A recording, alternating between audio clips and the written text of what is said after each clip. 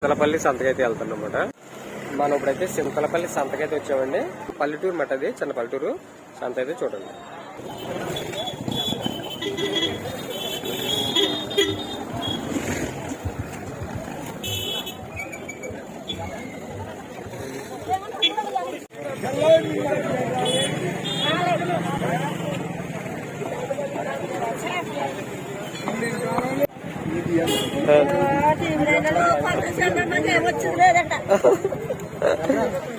అన్ని గోదావరి.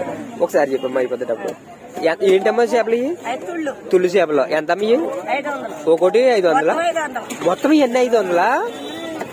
ఇవి మూడు ఇవి 3,800. అమ్మది 100 రూపాయలు.